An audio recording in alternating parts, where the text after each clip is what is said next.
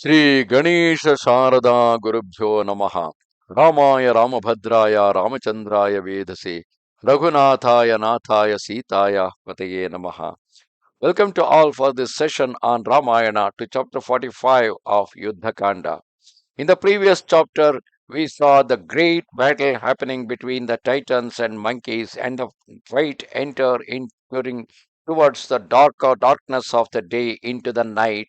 And in the night, the war continued with a great battle happening between them. And Angada, meanwhile, attacked Indrajita, destroyed his chariot, killed his charioteer and his horses. Indrajita immediately disappeared from the eyes of everyone and then started waging the war in a deluded manner, in a disappeared fashion, without being visible to anybody. From his invisible stance, Indrajita flew many shafts towards the Vanara army, and he also hurled many shafts towards Rama and Lakshmana, with those sharp arrows like the serpents. They completely covered the bodies of Rama and Lakshmana, who finally fell down to earth because of the effect of that, and that was the boon given to him by Brahma. So, respecting the boon given by Brahma to Indrajita, both Rama and Lakshmana fell to earth. Anxious to ascertain what had become of Indrajita, Rama, that illustrious and mighty prince, sent out 10 monkey leaders in his pursuit. The two sons of Sushena, the monkey General Neela, Angada, and the son of Wali, the valiant Sharabha, Dvivida, Hanuman, and exceedingly courageous Sanuprastha, Rishabha, and Rishabhaskanda. Those monkeys flung themselves joyfully into the air, brandishing huge trunks of trees in order to explore the 10 regions. But Ravani or Indrajita, by means of his arrows, loosed with force from the most excellent of bows, arrested their impetuous flight, and those monkeys of terrible bounds who were cruelly pierced by those shafts were unable to discern Indrajita in the darkness, as the sun is obscured when veiled in cloud. With those darts that lacerated the flesh, the Titan transfixed Rama and Lakshmana and remained master of the field. And there was no part of Rama or Lakshmana's body that was not pierced by those serpentine shafts, so that streams of blood flowed from their gaping wounds, and they appeared like two kimshuka trees in flower. At that instant, his eyes inflamed Ravana's son, who resembled a mass of collyrium mixed with oil, though still invisible, said to those two brothers, "When I am making myself invisible, enter into combat, even the chief of the gods, Chakra or Indra himself, is not able to discern or approach me. How much less you two, the ordinary mortals? O descendants of Raghu, having imprisoned you in this network of plumed gods, I, yielding myself up to the violence of my wrath, am about to dispatch you to the region of Yama."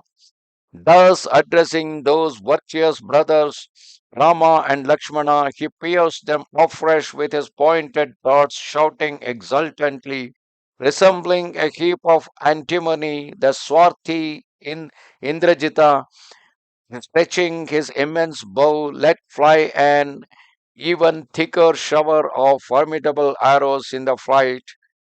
That warrior who knew how to make his darts pierce Rama and Lakshmana's vital parts set up a continual shouting, and the two princes in the forefront of battle, imprisoned in the net of arrows and darts, in the twinkling of an eye became incapable of distinguishing anything.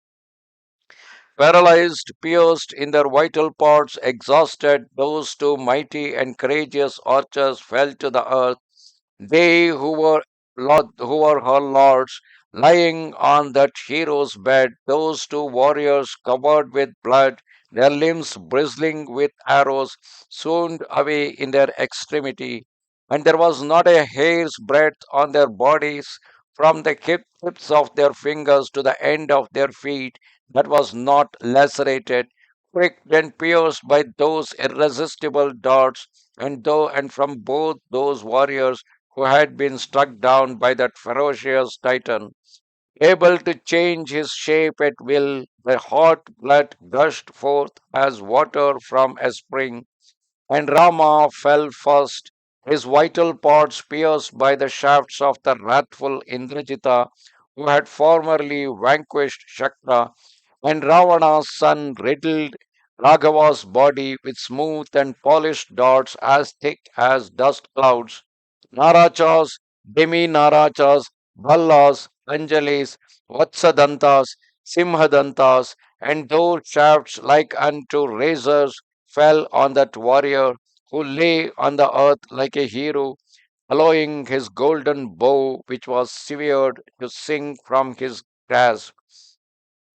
Beholding Rama, the lion among men, fall under a hail of arrows, Lakshmana gave up all hope of living, and he was overcome by grief on beholding the lotus eyed Rama, his refuge, whoever delighted in battle, lying on the earth. The monkeys, too, witnessing this, suffered extreme distress, and their eyes full of tears, overcome with despair, emitted mournful cries, and while those two warriors lay unconscious of that hero's bed, the monkeys surrounded them and, assembling there with the son of the wind at their head, remained inconsolable and a prey to despair.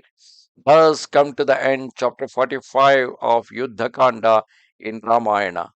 Namaste Sharada Devi Kashmira Puravasini Twamaham Prarthaye Nityam Vidya Danancha Dehime. Goodbye.